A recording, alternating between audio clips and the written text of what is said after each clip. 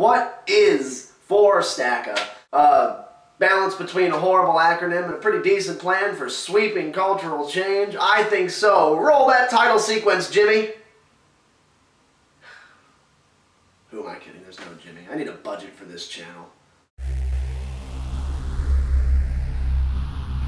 First step, we find and eliminate all restrictions that keep any person or group of people from having the opportunity to support any local artistic venture. This includes all ages bans and non-essential zoning restrictions that might keep a studio out of downtown, let's say.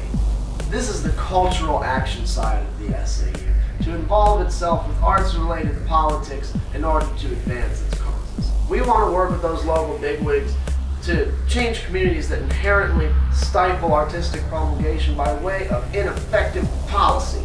Next step, we endorse and sanction events. We want the SAU to be a sought-after name for artists and event planners, and that's what the strength in numbers message is all about. Every venue wants people, and every artist wants an audience. The SAU feels like that's its obligation, and we want to provide it for them. Going along with that, the third step is promotion. Successful events require great promotion, and there's no better way for an independent artist to do that than to take advantage of the underground media market. We must find local media outlets that have the best cost-to-viewership ratio. Now, right here in South Florida, we have the Broward New Times, for example. They have been really a boon to any artist in the area that has tried to make their way, and that's the kind of publication that we want to have a good relationship with here at the Starving Artists Union. Now, that's not to say that we won't accept coverage from larger outlets. In fact, I'd even go as far to say that it's the goal to get coverage by larger outlets, but every good movement must come up from the grassroots, and we're going to start small. Finally, the last step. Now, once the roadblocks are eliminated, the events are planned, the artists are ready, the people show up, the artists play, the people are happy, everyone goes home. What now?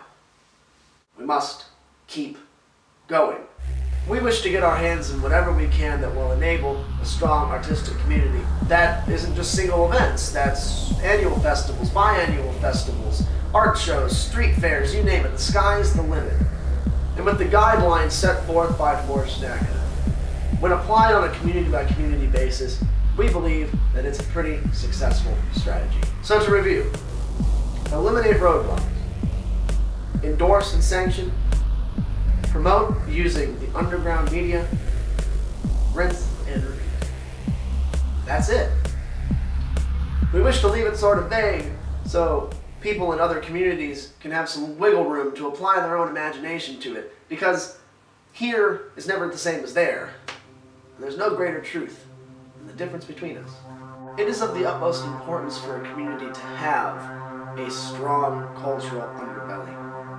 Even if it's seedy and dirty and covered in graffiti, it is the heartbeat of any town. Chicago has Wicker Park, Miami has Wynwood, Detroit has Corktown, St. Louis is the Del Mar Loop, and here at the Starving Artists Union, we're asking, why does it have to be limited to anywhere?